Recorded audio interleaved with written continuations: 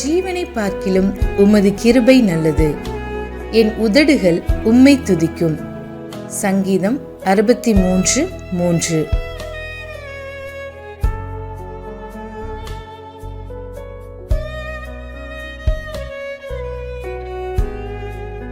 Because thy loving kindness is better than life, my lips shall praise thee. Psalms 63:3.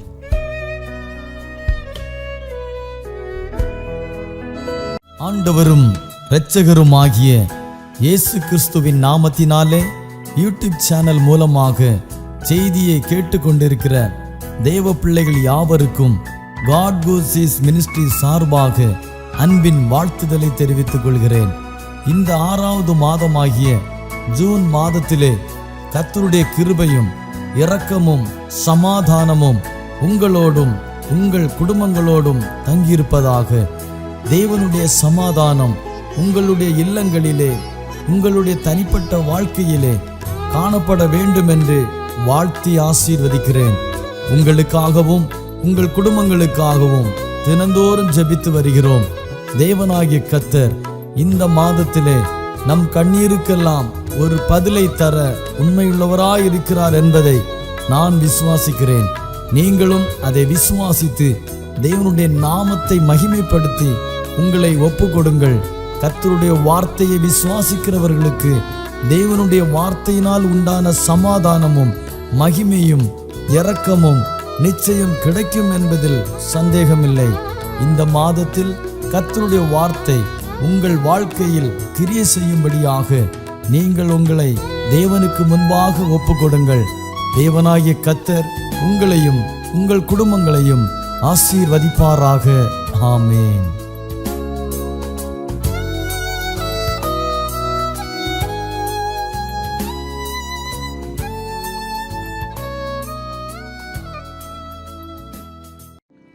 கிறிஸ்துவுக்குள் மிகவும் பிரியமான God கோசீஸ் மினிஸ்ட்ரியினுடையதான நேயர்கள் அனைவருக்கும் ஆண்டவராகிய இயேசு கிறிஸ்துவின் ஈடு இணையற்ற இந்த நாமத்தில் என்னுடைய அன்பின் வாழ்த்துக்களை தெரிவித்துக் கொள்கிறேன்.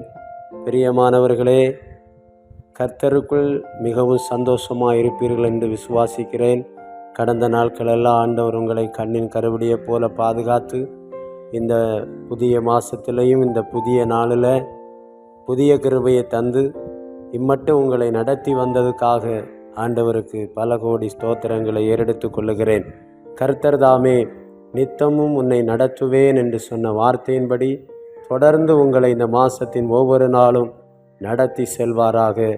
அவருடைய கிருபை உங்கள் அனைவர் மேலும் சூழ்ந்திருக்கட்டும். இன்றைக்கும் இந்த காலை நேரத்தில் ஆண்டவராகிய இயேசு கிறிஸ்துவனுடையதான நாமத்திற்கு மகிமையாக உங்களோடு கூட சில நிமிடங்கள் தேவனுடைய வார்த்தையை பகிர்ந்து கொள்ளும்படி இந்த அடிமைக்கு தேவன் கொடுத்த கிருபைக்காக ஆண்டவருக்கு நன்றி செலுத்துகிறேன். விசேஷமாக இந்த அருமையான காட் கோசீஸ் மினிஸ்ட்ரி மூலமாக உங்களோடு தொடர்பு கொள்வதில் மிக்க மகிழ்ச்சி அடைகிறேன். கர்த்தர் தாமே இந்த ஊழியத்தையும் அதனுடைய ஸ்தாபகரும் போதகரும் ஆகிய பாஸ்டர் தாமஸ் அவர்களையும் குடும்பத்தையும் ஆண்டவர் ஆசீர்வதித்து இன்னும் பெரிய பெரிய காரியங்களை அவர்களை கொண்டு கர்த்தர் செய்வாராக. ஆண்டவர் தாமே கிருபையோடு நடத்தி செல்வாராக. இப்போதும் பிரியமானவர்களே, சில நிமிடங்கள் தியானத்துக்காக எடுத்துக்கொள்ளப்பட்ட வேத பகுதி யாக்கோபு எழுதின பொதுவான நிருபம் 2வது அதிகாரம் அதனுடைய 8வது வசனம். அப்போஸ்தலனாகிய யாக்கோபு எழுதின பொதுவான நிருபம் 2வது அதிகாரம் அதனுடைய 8வது வசனம் இவ்விதமாய் சொல்லுகிறது: உன்னிடத்தில் நீ அன்பு கூறுகிறது போல பிறனிடத்திலும் அன்பு கூறுவாயாக என்று வேத வாக்கியம் சொல்லுகிற ராஜரீக பிரமாணத்தை நீங்கள் நிறைவேற்றினால் நன்மை செய்வீர்கள். அல்லேலூயா. மிக மகிமையான ஒரு தேவனுடைய வார்த்தை. நம்முடைய ஆண்டவராகிய இயேசு கிறிஸ்து என்று சொன்னாலே அன்பு என்பதுதான் அர்த்தம். இயேசு என்றால் அன்புதான். ஆமேன். அந்த அன்பு தெய்வம் நம்மை பார்த்து சொல்லுகிறார், உன்னிடத்தில் நீ அன்பு கூறுகிறது போல பிறனிடத்திலே அன்பு கூறுவாயாக. பிரியமானவர்களே, இன்று காலை நேரத்தில் நாம் தேவனுடைய பாதத்தில் இந்த நேரத்தை செலவழிக்க கர்த்தர் கிருபை செய்திருக்கிறார். கர்த்தராகிய இயேசு கிறிஸ்து நம்மிடத்தில் அன்பு கூர்ந்ததினால மட்டும்தான் இந்த விலையேறப்பட்ட ரட்சிப்பை நீங்களும் நானும் பெற்றுக்கொள்ள முடிந்தது. இயேசு மாத்திரம் சிலுவைக்கு வந்திருக்காவிட்டால், நம்மை தன்னையே நமக்காய் அர்ப்பணித்து கொடுக்காவிட்டால், ஆமேன், அவருடைய இரத்தம் சிந்தப்படாவிட்டால் இன்று வரையிலே நமக்கு யாருக்குமே ரட்சிப்பு கிடைத்திருக்காது, பாவ மன்னிப்பு கிடைத்திருக்காது, நித்திய ராஜ்யம் என்கிற மகிமையும் வாக்கு பண்ணியிருக்க மாட்டார். இதெல்லாம் பார்க்கும் பொழுது அவர் சமூகத்துக்கு செல்ல முடியாதிருந்த நம்மை, அவர் அண்டையில் நெருங்க முடியாதிருந்த நம்மை அவரே நெருங்கி வந்தார். எப்படி வந்தார்? அன்பு என்கிற வார்த்தையில தான் இறங்கி வந்தார். அந்த அன்பு தெய்வத்தினுடைய அன்பின் வெளிப்பாடு தான் கல்வாரி சிலுவையில் 2 கல்லருக்கு நடுவில் ஒரு குற்றமும் செய்யாதவராய் நமக்காக அடிக்கப்பட்டார். அடிக்கப்படும்படி கொண்டு போகப்படுகிற ஒரு ஆட்டுக்குட்டியை போல் அவர் கடந்து போனார். இதெல்லாம் நாம் அறிந்த உண்மை. அங்கே தேவனுடைய அன்பு வெளிப்பட்டது. பிரியமானவர்களே, அதைத்தான் சோத்திர யோவான் எழுதின நிருபத்தில் 3:16 சொல்லுகிறது. இவ்வளவாய் அன்பு கூர்ந்தார் தேவன் தம்முடைய ஒரே குமாரனாகிய கிறிஸ்து இயேசுவை விசுவாசிக்கிறவர்கள் மேல் இவ்வளவாய் அன்பு கூர்ந்தார். அல்லேலூயா. அது விதமாய் அந்த வார்த்தையை நாம் பார்ப்போமானால் அவருடைய அன்பு அங்கு வெளிப்படுகிறது. அல்லேலூயா. ஆமே சோத்திரம். கர்த்தருடைய அன்புக்கு ஈடாக நான் எதையுமே செய்ய முடியாது. இந்த உலகத்தில் எந்த ஒரு மனுஷனுடைய அன்பும் நிரந்தரமானது கிடையாது. பிள்ளைகளின் அன்பு பெற்றோர்களுக்கு நிரந்தரமானது அல்ல. பெற்றோர்களுடைய அன்பு பிள்ளைகளுக்கு நிரந்தரமானது அல்ல. மனைவியின் அன்பு புருஷனுக்கு நிரந்தரமானது அல்ல. புருஷனுடைய அன்பு மனைவிக்கு நிரந்தரமானது அல்ல. இப்படியே சொல்லிக்கொண்டா பேசிட்டே போயிட்டு இருக்கலாம். யாருடைய அன்பும் எந்த சூழ்நிலையிலும் நிரந்தரமானதல்ல. அன்பு, மனித அன்பு எப்பொழுது நம்மோடு நெருங்கி இருக்கும் தெரியுமா?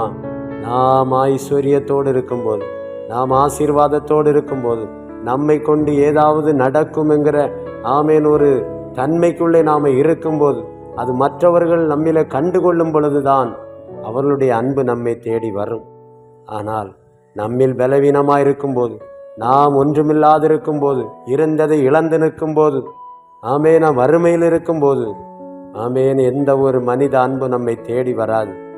அந்த நேரத்தில் ஆண்டவராகிய இயேசு கிறிஸ்து என்கிற அந்த அன்பு மட்டும்தான் நம்மை தேடி வரும். ஆகவே தான் பிரியமானவர்களே, அல்லேலூயா, யோவான் 3:16 விதமாய் தெளிவாய் சொல்லுகிறது. தேவன் தம்முடைய ஒரே பேரான குமாரனை விசுவாசிக்கிறவன் எவனோ அவன் கெட்டு போகாமல் நித்திய ஜீவனை அடையும்படி அவரை தந்தருளி. பார்த்தீங்களா? நாம் கெட்டு போகக்கூடாது என்பது கர்த்தருடைய சித்தம். ஏனென்றால் நாம் அவரை விசுவாசிக்கிறோம். அவர் நம்முடைய தெய்வம். அவர் நமக்கு சுகம் கொடுக்கிறவர். அவர் நம்மை வாலாக்காதபடி தலையாக்குகிறவர். அவர் நம்மை கீழாக்காதபடி மேலாக்குகிறவர். அவர் நம்முடைய கடனை நீக்கி நாம் கடன் கொடுக்கிற ஜாதியாய் மாற்றுகிறவர். பாலும் தேனும் ஓடுகிற நன்மையை நமக்கு கொடுக்கிறவர். ஒரு யாபேசின் எல்லையை விரிவாக்குனது போல உங்களுடைய என்னுடைய எல்லைகளை விரிவாக்குகிறவர். நம்முடைய தரித்திரத்தை நீக்கி நம்மை ஐஸ்வர்யவான்களாய் மாற்றி அமைக்கிறவர். இப்படியாய் சொல்லி கொண்டு போகலாமே. எவ்வளவு வல்லமையுள்ள தெய்வத்தை நாம் ஆராதிக்கிறோம். அந்த தெய்வத்தினுடைய அன்பு இங்கே சொல்லப்பட்டிருக்கிறது. அவரை நீங்கள் விசுவாசிப்பீர்களானால் நீங்கள் கெட்டு போகாமல் நித்திய ஜீவனை பெறுவதற்காக அந்த தெய்வம் தன் குமாரனாகிய கிறிஸ்துவை தந்தருளி இவ்வளவாய் உலகத்தில் அன்பு கூர்ந்தார். பிரியமானவர்களே, இந்த வசனத்திலிருந்து அவருடைய அன்பிற்கு அளவு இங்கு சொல்லப்படல். அப்படியானால் அர்த்தம் அது அளவற்ற அன்பு, அளவிட முடியாத அன்பு. அதற்குள்ளே போகிறவங்களுக்கு மட்டும்தான் தெரியும். அல்லேலூயா. சமுத்திரத்தில் சோத்திரம் மீன் பிடிக்க சென்றவர்களுக்கும் சமுத்திரத்தில் ஆழத்துக்குள்ளே போய் முத்துக்களை எடுக்க போனவர்களுக்கு மட்டும்தான் அந்த சமுத்திரத்தினுடைய ஆழம், அதனுடையதான தன்மைகள், எங்கே எது இருக்கிறது, எப்படிப்பட்ட சூழ்நிலையில் எந்த இடத்துல என்ன கிடைக்கும் என்பதெல்லாம் அவங்களுக்குத்தான் தெரியும். காரணம் என்னவென்றால் அந்த சமுத்திரத்தின் ஆழத்துக்குள் அவர்கள் போய் வந்து விட்டார்கள். இதே போலதான் ஆண்டவர் பெரியவர். அல்லேலூயா. அவரை எதற்கும் ஒப்பிட முடியாது. சாலமோன் ஆலயத்தை கட்டும்போதும் சொல்லுகிறான், ஆண்டவரே நீர் எவ்வளவு பெரியவர், இந்த ஆலயம் உமக்கு எம்மாத்திரம், நான் கட்டுகிற இந்த ஆலயம் எம்மாத்திரம், அவருக்கு ஈடாக நாம் எதையுமே செய்ய முடியாது. அல்லேலூயா. ஆனால் ஒன்று மட்டும் செய்ய முடியும், அவருக்கு உள்ளே நீங்களும் நானும் போவோமானால் அவருடைய அன்பு நமக்கு தெரியும். வெளியில நின்று கரையில நின்று பார்த்து கொண்டு வரும் பொழுது அல்லேலூயா தேவனுடைய அன்பு தெரியாது. சபைக்கு வெளியே நின்று கொண்டு அல்லேலூயா ஆமே சோத்திரம் பார்த்துவிட்டு பார்வையாளராய் போய்கொண்டிருந்தால் தேவனுடைய அன்பு தெரியாது. தேவனுடைய ஆலயத்துக்குள்ளே பிரவேசித்து தாவீதை போல நடனமாடி ஆராதித்து சத்தியத்தை ஏற்றுக்கொண்டு ரட்சிப்பை பெற்றுக்கொண்டு அபிஷேகத்தை பெற்றுக்கொண்டு இன்னும் நான் என்ன செய்யணும் ஆண்டவரே என்று சொல்லி ஆண்டவருடைய ஆழத்துக்குள்ள போகிற அந்த மனுஷர்களுக்கு தேவனுடைய அன்பை குறித்து தெரியும். பிரியமானவர்களே, அல்லேலூயா, எலியாவுக்கு தேவனுடைய அன்பு தெரியும். ஆமென், அல்லேலூயா. போதும் ஆண்டவரை எடுத்துக்கொள்ளும் என்று சொல்லி ஜெபித்த வேளையிலும் கூட கர்த்தருடைய அன்பு அவனை விட்டு போகல. அல்லேலூயா. அதற்காக உன்னை காலத்துக்கு முன்னே எடுத்துக்கொள்வதற்காக நான் உன்னை எனக்கு தீர்க்கதரிசியாய் தெரிந்து கொள்ளல. நீ இன்னும் சில காரியங்கள் செய்ய வேண்டி இருக்கிறது. இன்னும் சிலரை நீ அபிஷேகம் பண்ண வேண்டியது இருக்கிறது. இன்னும் சிலருடையதான சோத்திரம் சத்துருவினுடைய ஆதிக்கத்துக்கு முடிவு வைக்க வேண்டி இருக்கிறது. உன்னை கொண்டு இன்னும் சில காரியங்கள் நான் செய்ய போகிறேன். என்னுடைய அன்பு உனக்குள்ளே நிலைத்திருக்கட்டும் என்று இந்த அன்பு தெய்வம் அந்த எலியாவை தேற்றி அரவணைத்து தூக்கி எடுத்து தட்டி எழுப்பி ஆகாரம் கொடுத்து அப்பம் கொடுத்து தண்ணீர் கொடுத்து அல்லேலூயா என்னெல்லாம் செய்தார் பாருங்க. அதுதான் அவருடைய அன்பு. அவருடைய அன்பு ஒரு நாளும் குறைந்து போகாது. அந்த அன்பு தெய்வத்தை குறித்து யாக்கோபு அப்போஸ்தலன் சொல்லுகிறார், அல்லேலூயா, உன்னிடத்தில் நீ அன்பு கூறுகிறது போல தேவன் நம்மிடத்தில் அன்பு கூர்ந்திருக்கிறார். ஆமென். தேவன் நம்ம அளவற்ற அன்பு வைத்திருக்கிறாரு. யாக்கோபை விட்டு பிரியவே மாட்டேன்னு சொன்னாரு. யாக்கோபை குறித்து நாம பார்த்தோன்னா யாக்கோபை நாம கள்ளன்னு தான் சொல்லுவோம். ஆனா என் கர்த்தருடைய பார்வைக்கு அவன் கள்ளனாய் தோன்றல. அதுதான் ஐயா அன்பு. தேவ பிள்ளையே, நீ இன்னொரு ஆளை நீ அப்படி நினைக்காத. அன்பு உனக்குள்ள இருக்குமான உன் சகோதரன் உனக்கு நல்லவனாத்தான் தெரியும். ஆமே, அவன் குற்றம் உனக்கு ஒரு பாரமா இராது. அன்பு உனக்குள்ள இருந்தா உன் மனைவி உனக்கு அல்லேலூயா ஆமே சோத்திர மகிமையாத்தான் தோன்றுவாள். உன் கண்ணுக்கு குளுமையாத்தான் இருக்கும். அன்பு இல்லாட்டாதான் அவ செய்த ஏதாவது குற்றத்தை நீ சொல்லிக்கிட்டே இருப்பா. அல்லேலூயா. அன்பு உனக்குள்ள இருக்குமானா உன் புருஷன் உனக்கு மிகவும் கிரீடமாகத்தான் தெரியும். ஆமேன். எதையாவது அவர் செய்தது அவருடைய ஒரு வார்த்தையை அல்லது அவர் பண்ணின ஒரு சின்ன தவறை நீ சொல்லி கொண்டு இருக்க மாட்டா. அது உனக்கு ஒரு பொருட்டாய் தோன்றாது. அன்பு உனக்குள்ள இருக்கும் பொழுது அந்த புருஷன் உனக்கு கிரீடமாத்தான் தோன்றும். தேவனை சொல்லிட்டு போகல. அன்பு தான் முக்கியம். கிறிஸ்தவம் என்று சொன்னாலே கிறிஸ்து என்று சொன்னாலே அன்பு. அது அளவற்ற அன்பு. அல்லேலூயா. அந்த அன்பு தெய்வம் சொல்லுகிறாவ, நான் இவ்வளவாய் அன்பு கூர்ந்தேனே. அல்லேலூயா. நீ உன்னிடத்தில் அன்பு கூறுகிறது போல பிறனிடத்திலே அன்பு கூறுவாயா. நம்முடைய சரீரத்தை நாம வெறுக்கிறது இல்லை. நம்முடைய சரீரத்தில் நம்முடைய ஒரு அழுக்குப்பட்டா நம்மளால தாங்க முடியாது. ஒரு வேதனை வந்தா தாங்க முடியும். ஏன் தெரியுமா? நம்ம சரீரத்துக்கு மேல அவ்வளோ அன்பு வைத்திருக்கோம். ஐயோ இது என்னுடைய உடம்பு, இது என்னுடைய கை, என்னுடைய காலு, ஐயோ இது கெதியா இருந்தாதான் நான் ஓடி ஆடி என் கடமைகளை செய்ய முடியும். அதுல ஒரு சின்ன ஒரு முள்ளு குத்திட்டா கூட நம்மளால தாங்க முடியாது. உடனே அதற்கு வேண்டிய ஃபர்ஸ்ட் எய்டு காரியங்கள் எல்லாம் செய்கிறோம். இது எதனால? அன்பு. இந்த சரீரத்தை நான் நேசிக்கிறேன். ஒரு நேசிக்கிற ஒருத்தரால மட்டும்தான் அந்த காரியத்துக்கு அதிகமாய் கவனம் செலுத்த முடியும். அதனால தான் ஆண்டவர் சொல்லுகிறாரு, உன்னிடத்தில் நீ அன்பு கூறுகிறார். உனக்கு ஒரு கஷ்டம் வந்துடக்கூடாது, உனக்கு ஒரு தீங்கு வந்துடக்கூடாது, உனக்கு வியாதி வந்துடக்கூடாது, உனக்கு ஒரு வேலையில்லாத நிலைமை வந்துடக்கூடாது, நீ நல்லா செழிப்பா மாறணும். இப்படியே தான். இது உண்மைதான். எல்லாருக்குள்ளே இந்த அன்பு இருக்கிறது. நம்முடைய சரீரத்தை குறித்த அன்பு. உன்னிடத்தில் நீ அன்பு கூறுகிறாய் கூறுவது போல நீ பிறனிடத்தில் அன்பு கூறுவாயாக என்ற வேத வாக்கியம் சொல்லுகிறவர் ராஜரீக பிரமாணம். இதுதான் எனக்கு ரொம்ப பிடித்தமானது. என்ன பிரமாணம்? ராஜரீக பிரமாணம். இது பழைய ஏற்பாட்டு பிரமாணம் இல்லை. அங்கேயும் ஆண்டவர் அன்புள்ளவராக தான் இருந்தார். கோபப்பட்டாலும் கடிந்து கொண்டாலும் அடுத்த நேரம் அரவணைச்சாரு. அங்கே அவர் கொடூரமான தெய்வமாக மட்டுமா அல்ல, குற்றத்துக்கு தண்டனைகள் கொடுத்தாரு, எச்சரிப்பை கொடுத்தாரு. ஆனால் சிறையிருப்பை கொடுத்துட்டாரு. சிறையிருப்பை கொடுத்துட்டு பேசாம கண்ணை மூடிக்கிட்டு அவர் ஒரு நாளும் இருக்கல. அவர் அன்பு கூர்ந்து மறுபடியும் அவர்களை திருப்பி கொண்டு வந்தார் என்று வேதம் சொல்லுகிறது. மொத்தத்தில் நாம் ஆராதிக்கிற தெய்வம் அன்புள்ள. இன்றைக்கு செய்தி என்ன? அந்த ராஜரீக பிரமாணத்தை நீங்களும் நானும் நிறைவேற்றினா நன்மை செய்வீர்கள். அதை நிறைவேற்றலாமா? ஒரு தீர்மானம் எடுக்கலாமா? என் வாழ்க்கையில் என்ன கஷ்டம் வந்தாலும் சரி, என்ன துக்கம் வந்தாலும் சரி, நான் என்னிடத்தில் அன்பு கூறுகிறது போல நான் இப்படி இருக்கணும்னு நினச்சி எதுக்கெல்லாம் நான் பாடுபடுறேனோ அதே போல் மற்றவர்களும் அப்படி ஆகணும் என்று நான் நேசித்து செய்வேன். அதுதான் அன்பு. அல்லேலூயா.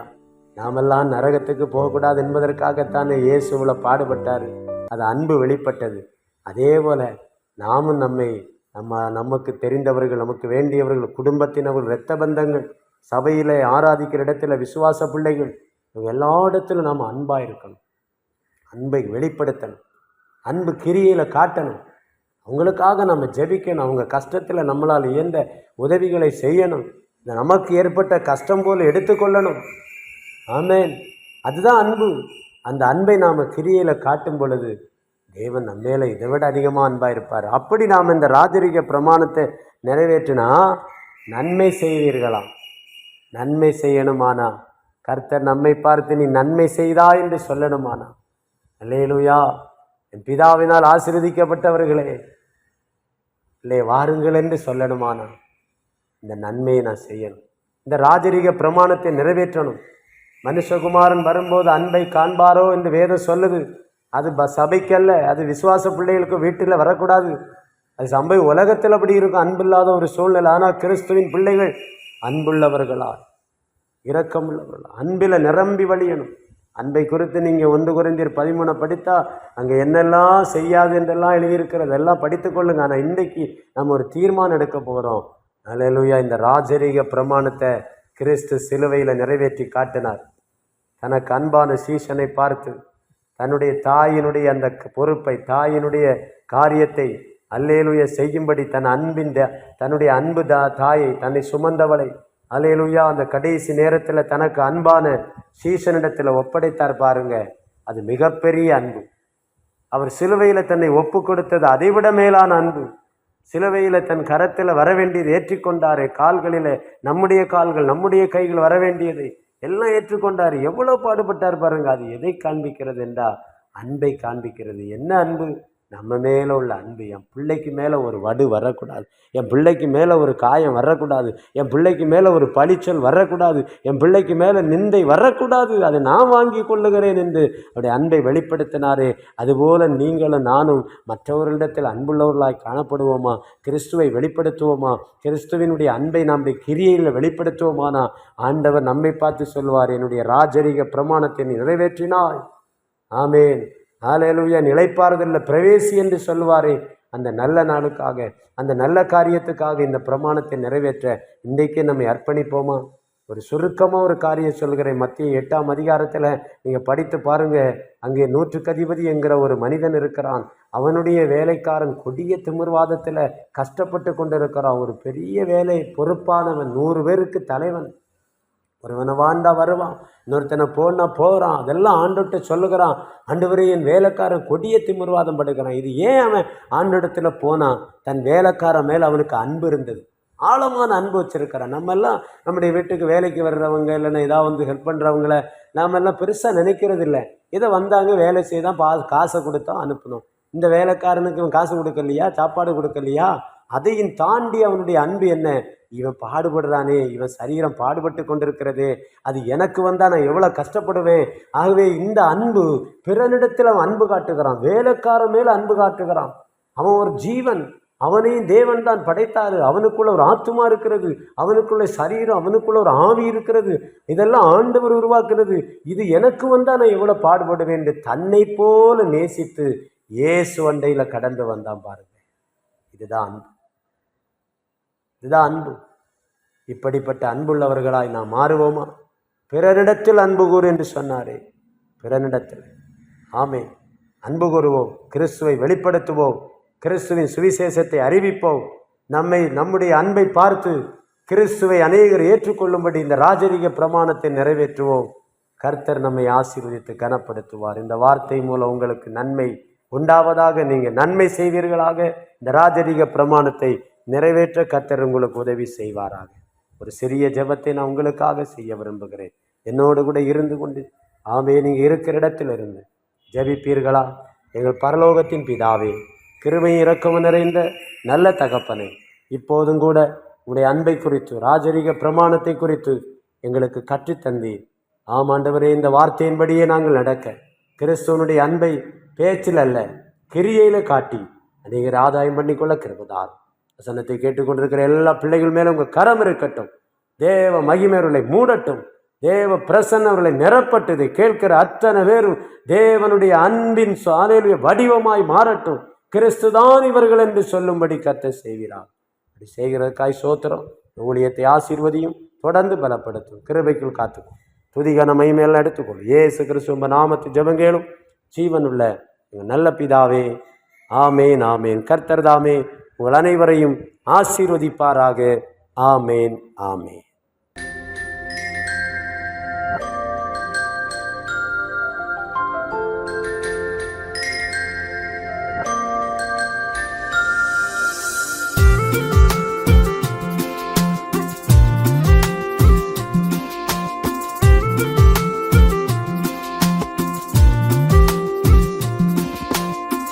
மறக்கப்படுவதில்லை என்று வாக்குரைத்தீரே, மறவாமல் தினமும் என்னை நடத்தி வந்தீரே.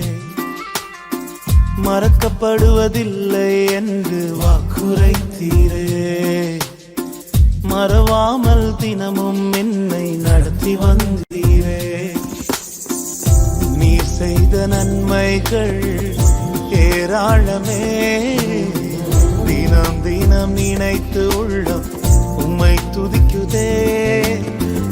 நீர் செய்த நன்மைகள் ஏராளமே, தினம் தினம் நினைத்து உள்ளம் உம்மை துதிக்குதே.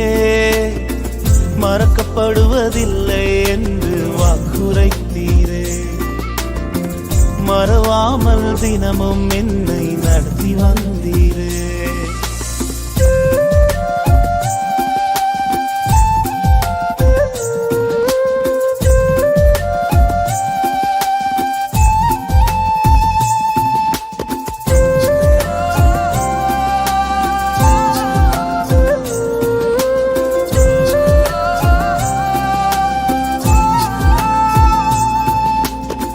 கலங்கின நேரங்களில் கை தூக்கினீ, தவித்திட்ட நேரங்களில் தாங்கி நடத்தினீ.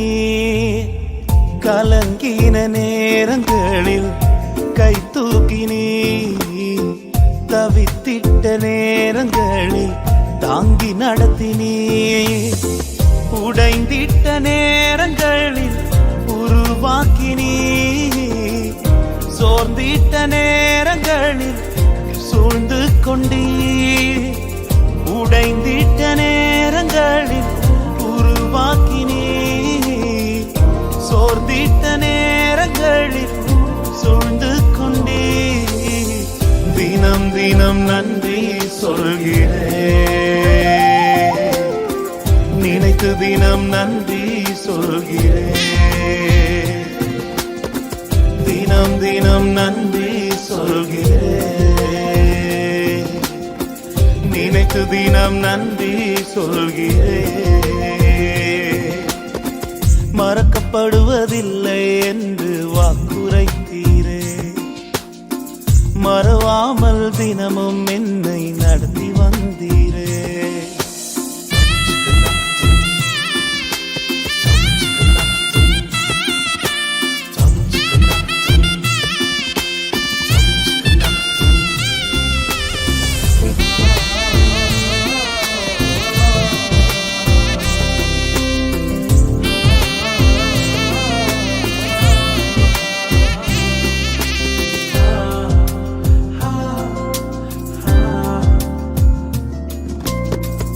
உலகமே எனக்கு எதிராய் எழுந்தபோது எனக்காக என் முன்னே நின்றவரே.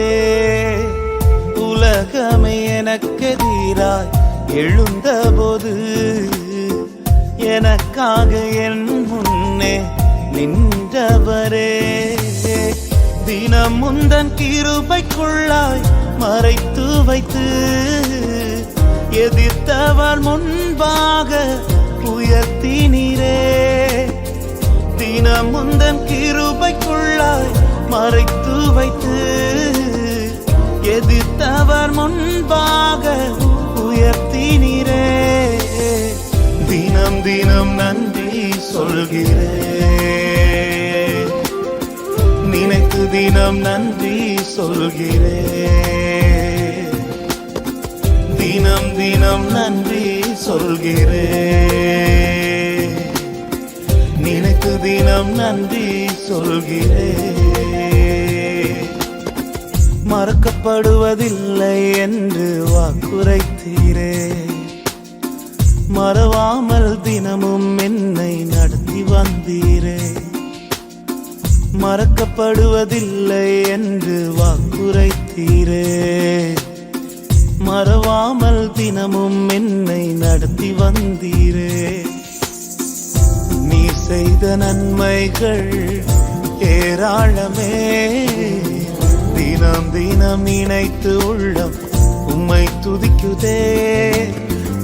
நீ செய்த நன்மைகள் ஏராளமே, தினம் தினம் நினைத்து உள்ளம் உம்மை துதிக்குதே. மறக்கப்படுவதில்லை என்று வாக்குரைத்தீரே, மறவாமல் தினமும் என்னை நடத்தி வந்தீரே. மறக்கப்படுவதில்லை என்று வாக்குரைத்தீரே, மறவாமல் தினமும் என்னை நடத்தி வந்தீரே.